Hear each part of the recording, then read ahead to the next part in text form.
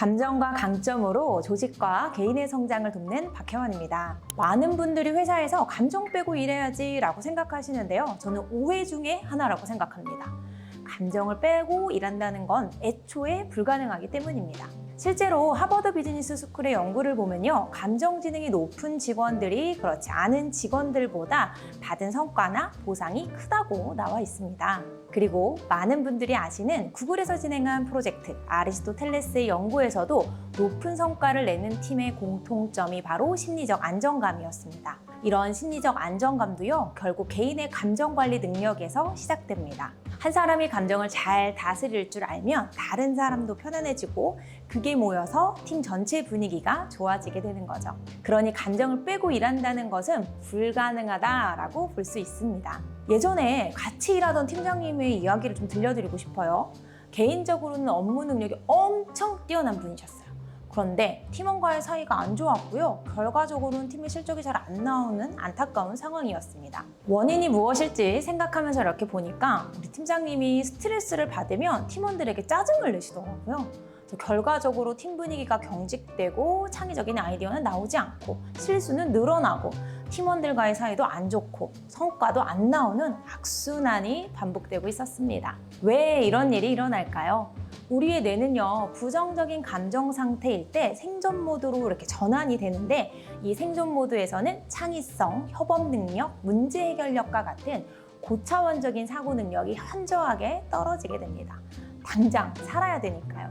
반대로 긍정적인 감정 상태에서는요, 도파민과 세로토닌이 분비되면서 집중력과 창의력이 높아지게 됩니다. 그래서 감정 관리는 선택이 아니라 필수입니다. 내 감정을 잘 다스릴 줄 아는 사람이 결국 더 좋은 성과를 내고요. 더 좋은 관계를 맺고 원하는 결과를 얻을 수 있게 됩니다. 물론 쉽지 않아요. 저도 처음에 많이 힘들었어요. 하지만 몇 가지 방법만 익히시면 확실하게 달라지실 거예요. 제가 지금부터 그 구체적인 방법을 알려드리겠습니다. 정말 절실한 질문인 것 같아요. 저도 예전에 회의 중에 화가 나서 말을 막 쏟아냈다가 나중에 정말 후회를 했었거든요. 그때 깨달았습니다. 화는 참는 게 아니라 빠르게 진정시키는 기술이 필요하구나. 화를 진정시키기 위해서 먼저 우리는 우리 뇌가 화가 날 때 무슨 일이 일어나는지를 알아야 합니다. 화가 나면 편도체라는 부분이 활성화되면서 스트레스 호르몬인 코르티졸이 분비되게 돼요. 이때 논리적 사고를 담당하는 이 전두엽의 기능이 현저하게 떨어지게 됩니다. 그래서 평소엔 안 할 말도 하게 되고 욱 하는 상황이 생기게 되는 거죠.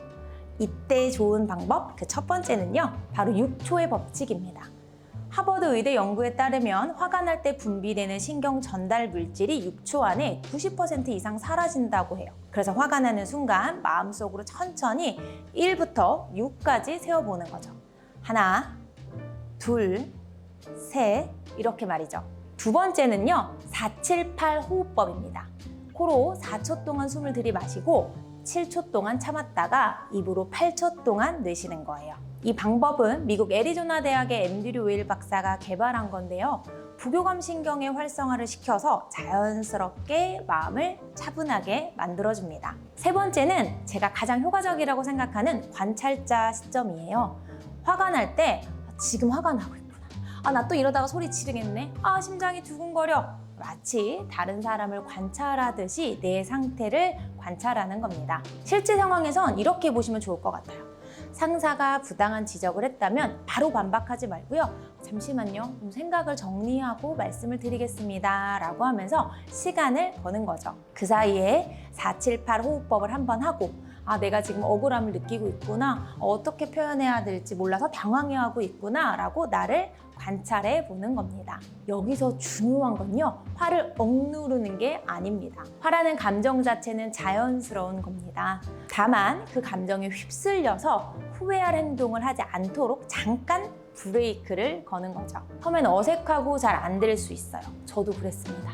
하지만 연습을 하다 보면 정말 달라집니다. 그리고 이렇게 감정 조절을 할 수 있게 되면요, 더 나아가서 어떤 상황에서도 프로답게 대응할 수 있게 됩니다. 이제 한 단계 더 나아가 볼까요?